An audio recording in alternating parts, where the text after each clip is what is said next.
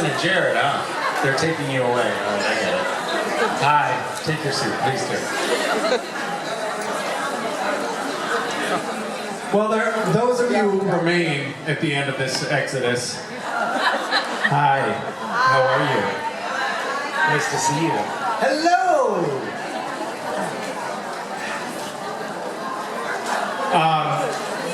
Oh, hi, Mom. How's it going? Good, good. So nice to be back in Rome. Woo! I've missed you. Holy shit, literally everyone is leaving. What is happening here?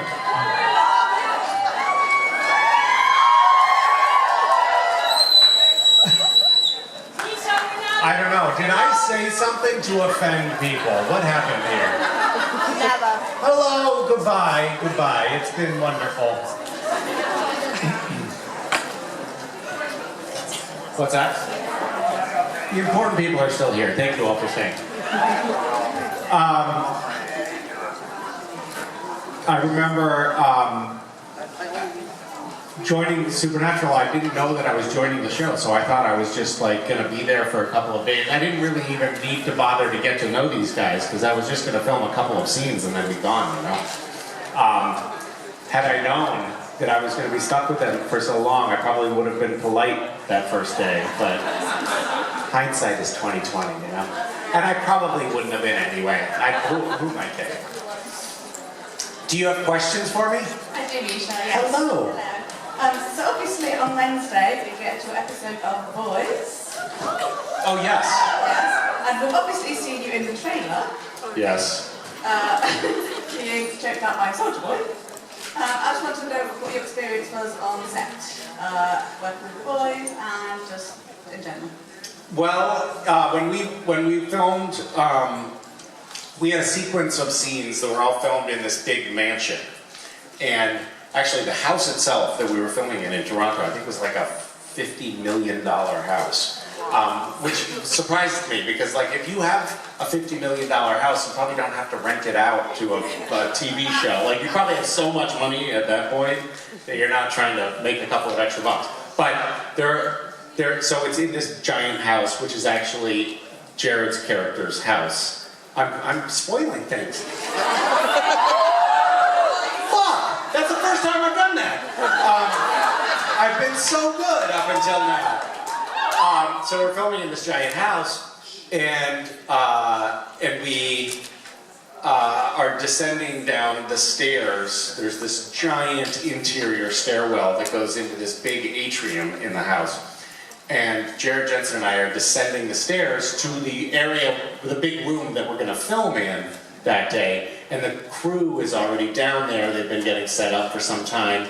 And we're walking down the stairs, and Phil Segresha, who directed lots of episodes on Supernatural, he was our producer-director on Supernatural. He's also the producer-director on The Boys, and he's directing this episode, and Eric Kripke is there as well. And we're coming down the stairs, and Phil says, Jared, Jensen, Misha, before we get started, I just want you to apologize to everyone. And I think that set the tone very nicely for our time on set together. It was great. It was great to be reunited and actually get to play different characters. It was kind of weird. And then there was a moment when Phil said, okay, now just do the scene as Sam, Dean, and Cass. And so let's just settle back into our old roles. But it was great. I can't wait for Wednesday. Yeah. Are you guys going to watch it on Wednesday?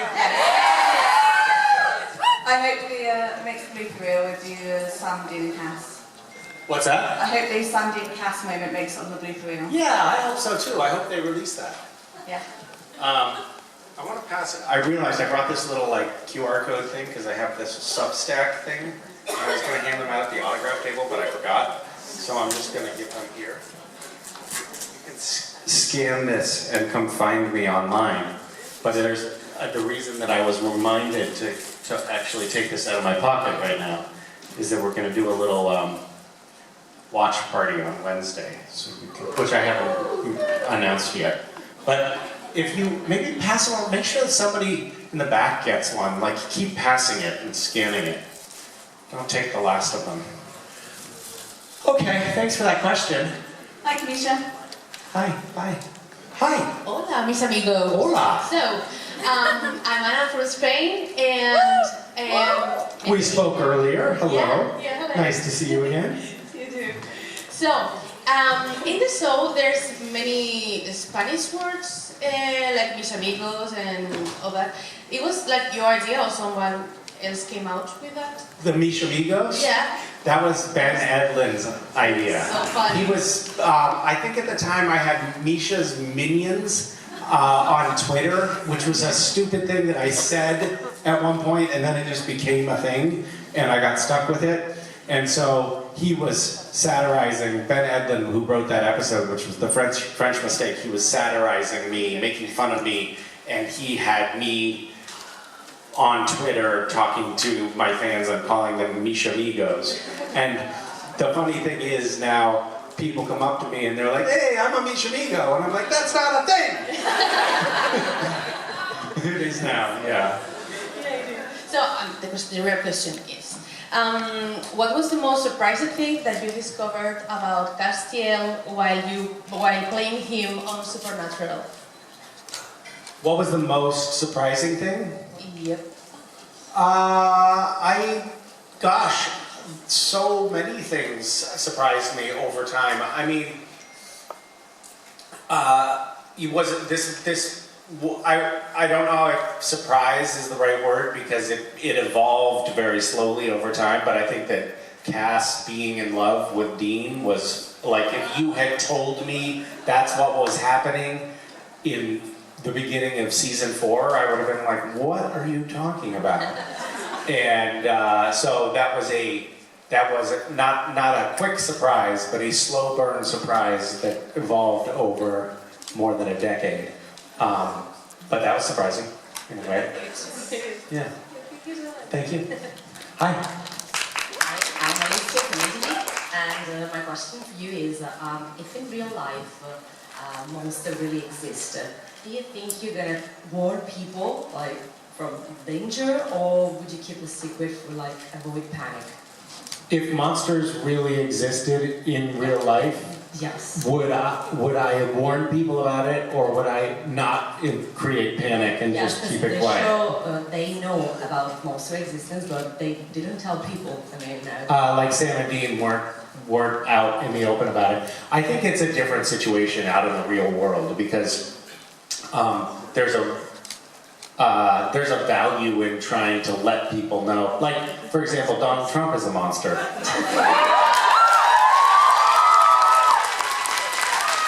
And I try to warn people about him as much as I can. So I think that's pretty. What's that? No one listened. I was like, there's a monster coming! Don't be careful! And everyone was like, no, it'll be fine. It was not fine. Yeah.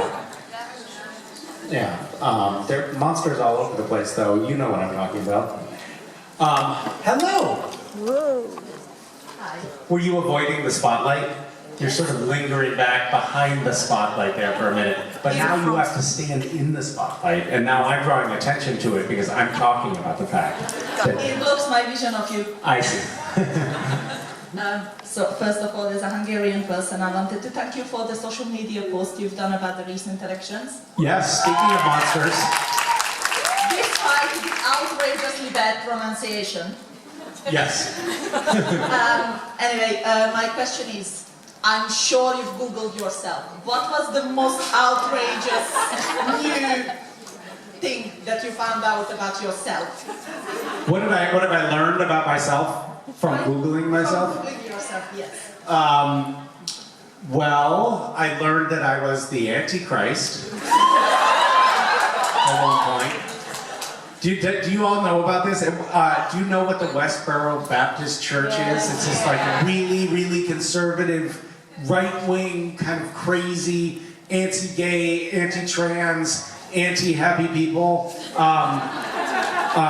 religious organization in the U.S. And at one point, probably like, this was maybe like season 7 or 8 or something like that, they decided that maybe I was the Antichrist, and they published this thing online saying that I was maybe the Antichrist. But the funny thing is now, there are some like conservative right-wing Christians in the US that are starting to say that maybe Trump is the Antichrist, which I was like, oh, yeah, you can take that from me. That's fine. You can have it. Yeah, thanks for asking. Thanks for bringing up that fond memory. Hi. No pictures, please. Hi. I'm Hanna-Maja, I'm from Finland. Hi. Oh, well, hello. Hello. I was wondering what's your like dream holiday? Has it already happened, or is it like what would be your ideal holiday? I don't know. I mean, I wanted to go to Lapland and like northern Scandinavia at some point to see the aurora borealis. Which I've like caught. I'm kind of obsessed with the aurora, and I've seen it in really like the wrong, not perfect conditions. I've never like soaked up a beautiful aurora, so that sounds like a great holiday to me. I fly, but to Europe for conventions fairly often, and I was flying back. I guess I was flying to Europe on the red eye. And the flight attendant, when we landed, she was Eastern European, and I remember she was like, you're kind of good luck for me. And I was like, well, thank you. And she was like, yes, every time you've been on the plane that I've been working on 3 times, and every time that you're on the flight, we see the aurora borealis out the window. And I was like, what? The fuck? Why didn't you tell me that there was an aurora out the window? I was so mad. And then the pilot gets on the intercom the whole flight, like, ladies and gentlemen, please fasten your seatbelts. What about, ladies and gentlemen, there's an aurora out the window. Wake up, go look at it. So, anyway, thanks for bringing that up. It made me angry. Bye. Hello. Hi, hello. My name is Maria. I'm from Ukraine. I'm here with my sister. Hello. So, first, I'm sorry about what's happening in your country. yeah, I was just gonna say a huge thank you from us. Appreciating your position, the way you're coming in, and our question is like, when you come to Kiev, because we're from Kiev, what is your favorite place to go, and when you coming next time? It'll be good to know. Do you still live there, or do Our you? parents do. No, but we will come when you come. Okay. So your parents are still there, but you've come. Where are you now? I'm in Switzerland. And I'm in Austria. Well, I was actually gonna go in a few weeks, but President Zelensky's team invited me back, but then he got busy with something and had to delay it to September or something like that. So maybe I'll go in September. Do you Yeah. have any favorite spot where you're going, or are you just like visiting the famous Russian destruction? I mean, I have, when I've been in Kiev, I've seen, I've gone and I've done a little bit of sightseeing and seen some of the, monuments, but I haven't been like there for like the restaurants and the clubbing so much. I'm mostly there to go like, unfortunately, see like the destruction of Russian bombing campaigns and things like that, which are a little bit less fun, but also like good to see, good to learn about, good to be able to tell the stories about, good to be able to share. Yeah, so it's a. But I have to say, Kiev is like it's a beautiful city. I was there in 1988, about 20 years before you were born. And it's such an amazingly different place now than it's a very, in spite of the fact that there's a war going on, it's an incredibly cosmopolitan city and very beautiful and very advanced. And you know what we should do? We should have a convention in Kyiv. Please, please do. Not a lot of people would come from outside of Ukraine, but Ukrainians would come. Perfect. Yeah. That's exactly what Yeah. Also, a small question, because I don't know if it's like a rumor on the internet, but I read that you actually have some roots Ukrainian. Is it? So it's funny because my legal name is Dmitry Krushnik, which and I believe Krushnik is like a Ukrainian cookie or something. Is that right? Yeah. So we had always thought like maybe we had some distant Ukrainian roots. My father had some Jewish roots, we knew, but his ancestors, when they came to Canada, like changed their names and disavowed their Jewish past because they wanted to try to fit in to, you know, North American Christian economy. And then 23, so, but we didn't know if it was Ukraine or Russia where our ancestors were from. And then 23andMe told me last year, it was like, so you're probably 13% Ashkenazi Jew from near Kyiv. So I'm 13%. That's what I think. Yeah.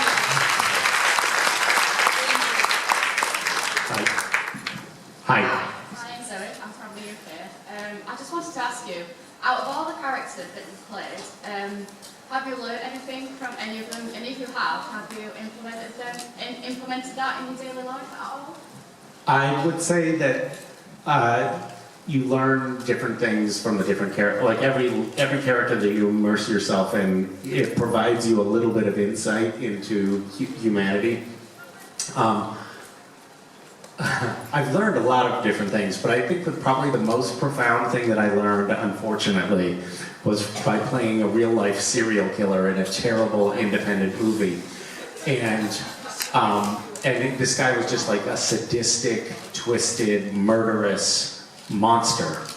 And in playing the role, I was like, when I got the role, I was like, they cast the wrong person. Like, we're gonna get into filming this, and they're gonna realize that like, this guy doesn't have any. I never get in fights.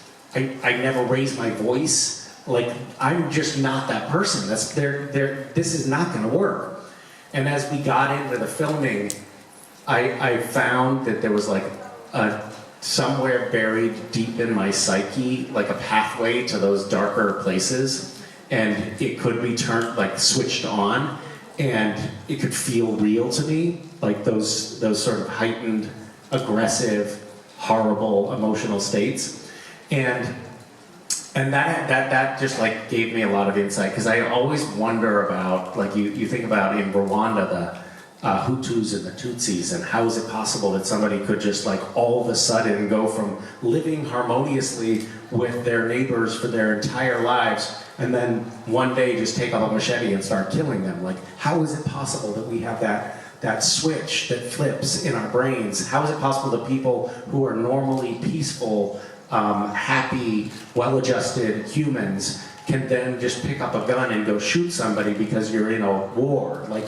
what is it that enables us to step into that other role where you're doing horrible things? And playing that role provided insight. It's like, oh, that is a thing that we have this capacity for. We have this capacity to just step into the mode of killer, which is so bizarre to know that that's, I think, late, like it's turned off most of the time for us. But it's still in there somewhere. You know, you see it in Russia and Ukraine. You see these, you know, two countries that were living peacefully next to each other for the better part of a century, and well, for 50 years anyway. And there was a lot of, like, you know, back and forth and trade and cooperation, and now, like, there are very few Ukrainians who don't want to see the Russians destroyed because they have made their lives a living hell, and that switch has been flipped there, you know. Okay, thank you for that really disturbing conversation. Hi. Hi, I'm Samuel from Italy, and my question for you is, after all the supernatural story, do you think that God would be better to have Jack or Castiello? Oh, I don't know. What do you think? What's your position here? For me, maybe the better God would be Castiello, because he got I mean, you said it, not me. he got a lot of experience and Yeah, well, I mean, come on, Jack doesn't know what he's doing. He's just a baby, right? yes. But Chuck at a level of power will be more potential than Castiello. I don't know about that.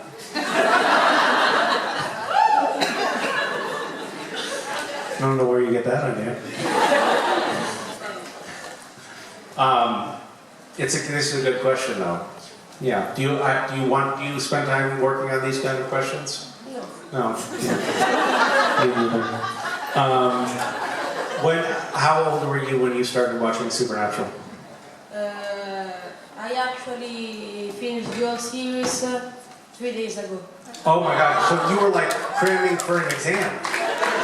You were like, oh shit, it's coming. I have to. Mom, I'm sorry, I can't do my homework. I have to watch the rest of Supernatural. How many episodes were you watching a day?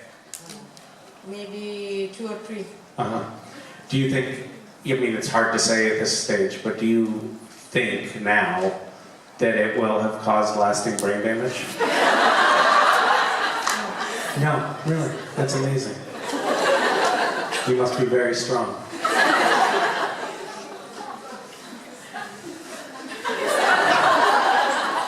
Well, thank you for having this conversation.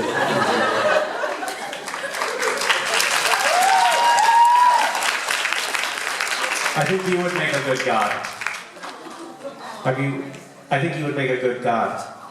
Yeah. Thank you. Is that something that you've thought about a little bit? Well, maybe spend some time thinking about that. Like, what would you do as God?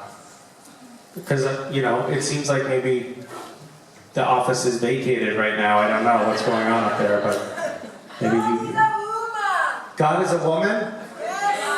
Well, perhaps God could transition.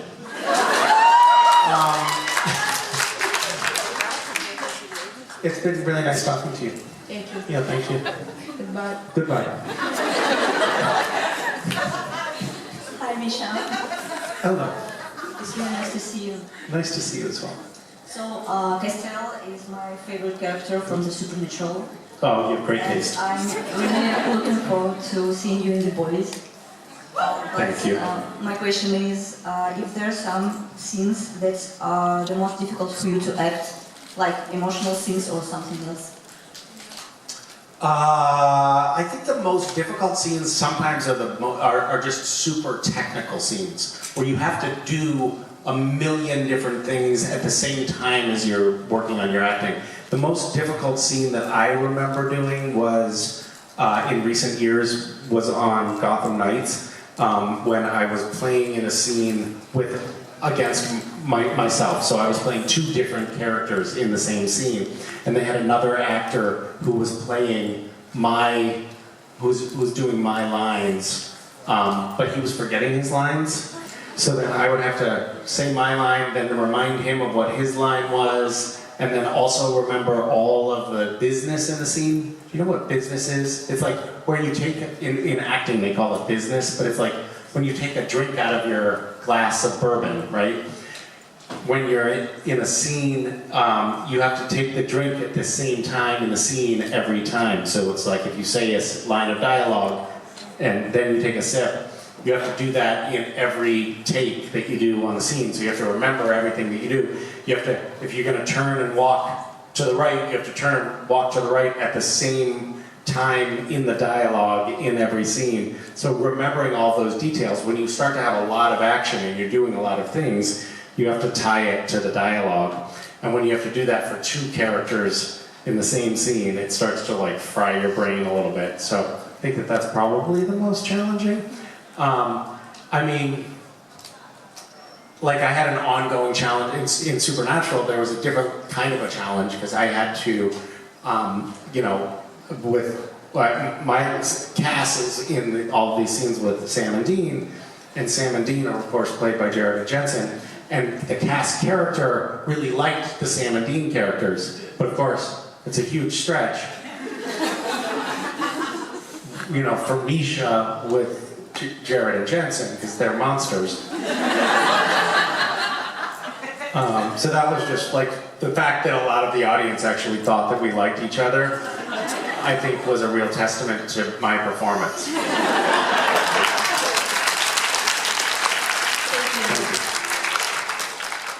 Hello. Hi, Misha.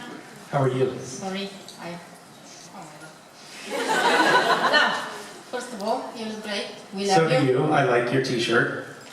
That's an old Gish t-shirt. You said the same thing last year. I say the same thing every year. I have I have senility. So, we love you very much.